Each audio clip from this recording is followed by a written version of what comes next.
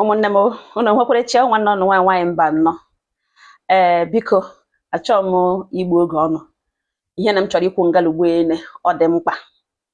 Yes, ọ bụrụ na ị lụọla di, ị lụọla nwaanyị ji hụ ihe na m chọrọ ikwu ugbo ene lụọ nwaanyị. Biko, may the grace of the Lord be upon you, upon your household, and also be with your marriage, to be precise. Amen. Biko ịwụrụ nwoke nọ ngala na bịa ka ile akara ndo gị, gị wụrụ nwaanyị bịa ka ile akara ndo gị. Iwu nwoke iwu nwaanyị na-akwado ịlụ di, agụrụ ịlụ di agụnwananga, agụrụ ịlụ nwaanyị agụnwananga, bịa ka ile akara ndo gị. Ọ dị mkpa mgbe ị na-ele agwa ya, jụkwa ya ọnwa amụrụ ya. Akara ndo, what I mean by akara ndo gị wụ your zodiac sign. Yes, your sign. Ụfọdụ aghọta, ụfọdụ na-ajụ sị ọ gịnị wụ dị sign. Ụfọdụ ma sign ha mana ha amaghị onye ha kwesịrị ịlụ na onye na-aga adabara ha. A sịkwala ihe m na-ekwu ngalugbo nwaanyị mba nọ na falasi, nwaanyị mba nọ ihe ndị a na-awụ ọkụkwana. Enwere ụmụnne isi ala bekee kpọọ m ihe rụ ha mkpawo, m jụtara ha ọnwa amụrụ that lady. Ọ yarụ ha mkpawo, ha afọ ole ọrụ, ọwụhụ agwa bụ gịnị, n'ihi na ha amara na their own signs. Ụfọdụ si na kọntrị ebe ha nọ na ihe ndị ọcha na-eji alụ, before gị hụ marriage agbasara ebe nọ ha nọ, ọ na-ara ahụ. Ihe m na-agwa unu ugbu a, Asians eji ya aṅụ garị. Ihe so na ihe ndị a na-ele anya ma ọ bụrụ na ha chọwa ịlụ nwaanyị ma ọ bụ ịlụ di.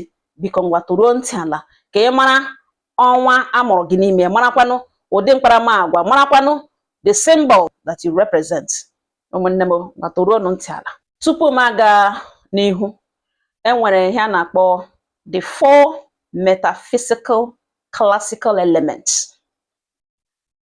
Ya wụ nature, four classical elements. Kee ha: water, air, fire, and land. Enwere 12 zodiac signs. The 12 zodiac signs: 1 Aries, 2 Taurus, 3 Gemini, 4 Cancer, 5 Leo, 6 Virgo, 7 Libra, 8 Scorpio, 9 Sagittarius, 10 Capricorn, 11 Aquarius, 12 Pisces. These 12 zodiac signs, a group ha, enwere ndị fall na water, fall na air, fall na fire, fall na land or earth. Ọ ihe a na-ekwu, enwere ụmụ mmiri, nwee ụmụ ọkụ, nwee ụmụ ikuku, nwee ụmụ ala. Gị na ụmụ mmiri ọpụtakwa na ịwụ ọgbanje, ọpụta na ịwụ nwa amamiwọta. Gị nwe ụmụ ikuku ọpụtakwa na ịwụ wind na-ebu ebu, iwu ikuku na-efe efe, ụmụ ikuku mba. Ọpụtakwa na ịwụrụkwanụ, gị ewụrụkwanụ nwa ọkụ, ọpụta na ị na-ekpe ọkụ ebe ọbụla ị gara gị ekpuo fuel ebe a ma ị ga ọkụ mba. Gị wụrụ nwa ala, ọpụta na iji ụkwụ ala gaghị gị, ọ mebi ịkwụga n'ala mba. Enwere ha na-akpọ relative forces na connect to this nature. Ịghọtago, ị na-ebi ya. Ngwa tụruo ntị ala. The first one wụ Aries. Aries wụ ndị amụrụ between March 21st and April 19th. Your symbol wụ ram. Ọpụta ahụ na iwe ebule mba.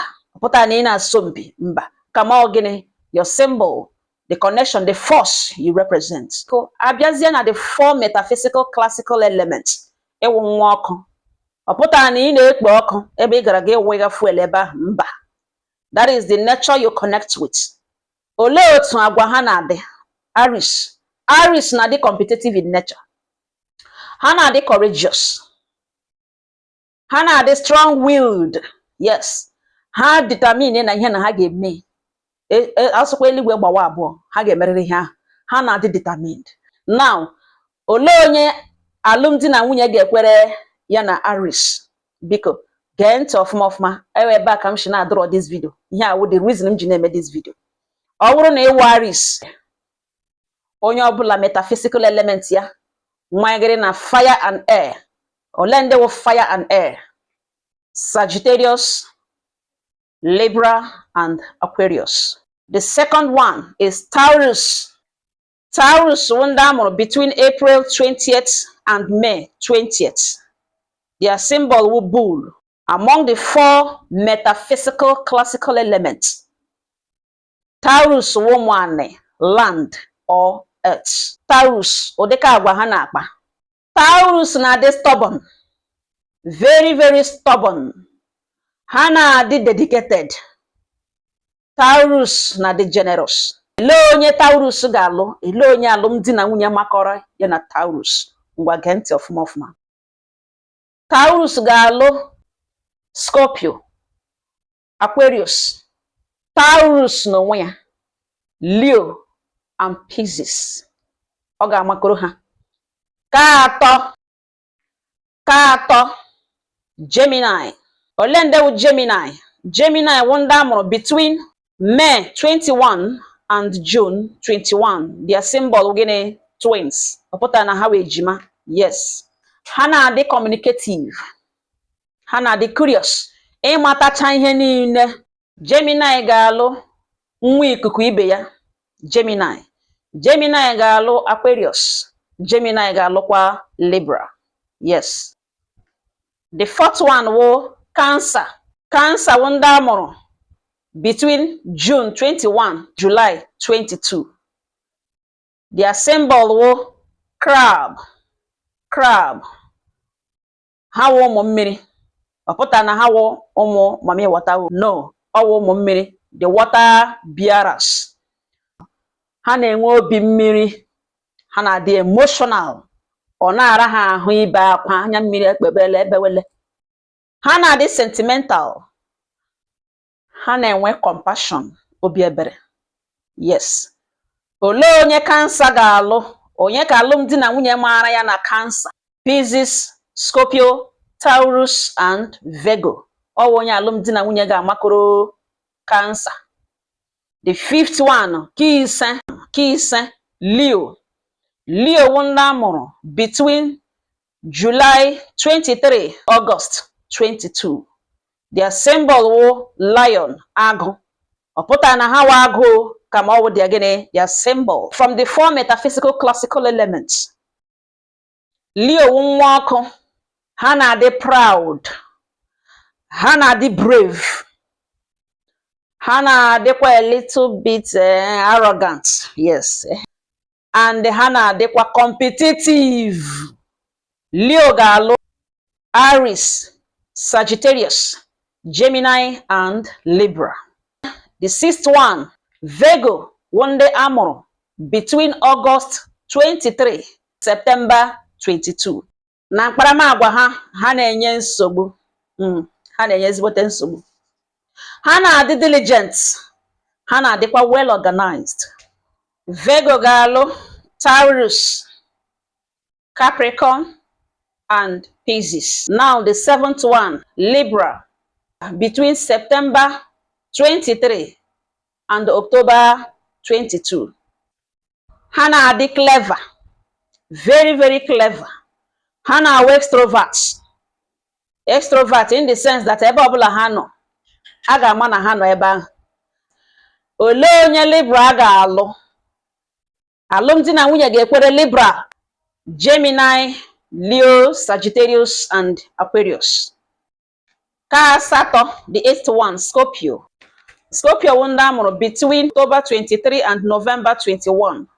Ọ ha wụ Scorpio. Their symbol wụ scorpion. Ọ pụtara na ha wụ akpị. Mba. Ha na-adị envious.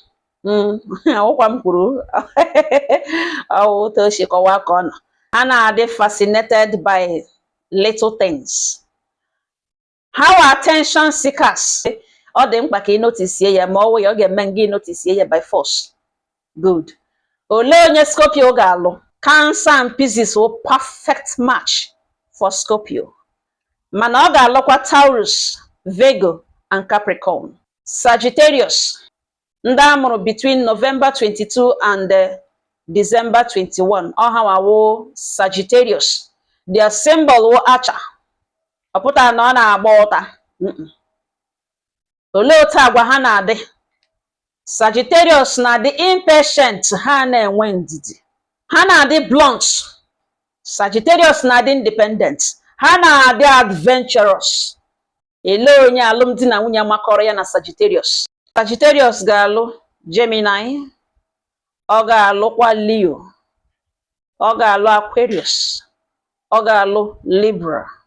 Iri Capricorn, ndị amụrụ between December 22 and January 19. Ha wụ goat, ewu. Ọpụta na ha wee ewu, dịka m na-ekwu, ọpụta na ha wee ewu. Ndị wụ Capricorn na the goal oriented, ka ha nwee ike mee gịnị? Ma achieve ihe ha set their minds on to achieve. Ha na-adị appreciative. Ha na-adị appreciative. Ihe ọbụla i nyere ha, ọ na-eku ha n'anya. Ọ na-ara ha ahụ ịgbaghara. Ha na-adị unforgiving. Yes. Ele onye Capricorn ga-alụ? Capricorn ga-alụ Capricorn. Capricorn ga-alụ Taurus. Capricorn ga-alụ Virgo. The 11th one, Aquarius. Aquarius wụ ndị amụrụ between January 20th and February 18th. Aquarius wụ deep thinkers. Ha na-eche deep. Ha nwere grand plan to change the world. Amamihe ha, ha na-eletịpụ anya, ha na-ahụ far. Ha na-eche echiche obi ha dị omimi. Olee onye Aquarius ga-alụ? Gemini, Libra, Sagittarius, and Aquarius ibe ya. Yes. The 12th one, and also the last one. The 12th one, Pisces. Pisces wonder between February 19th and March 20th. Their symbol was two fishes. Ọpụta na ha wazụ abụọ mba o. Pisces na dị oversensitive with imaginative minds. Yes. Ha nwekwa mma ihu abụọ. Ha na-anọ ofu ebe ihe kwuruta ihe ha na-ekwu echi. Ekwu ọzọ n'ụkọtụ eme ọzọ n'abalị. Ihe ekpebiri a ga-eme n'abalị awụ ihe a ga-eme n'ụkọtụ. Ha na-adị double-edged sword. Biko, ọwụkwa m kwuru ọwụ ụmụnne m. Ọ na-anọ na ihe m gosiri ngalugbo nne. Ka mmapụ igbu oge ọnụ fọda. Eme gị ilegharịa vidio nụ mara ebe ife ọlụrụ, mara bracket ị nọ n'ime ya. All these things ọ na-adị mma mmadụ ịmara nke ya. Marakwana uke onye na ya na-aga ibi. Ọhịa m sị ma bịa o jiere ọnụ taa. Udo dịrị ọnụ.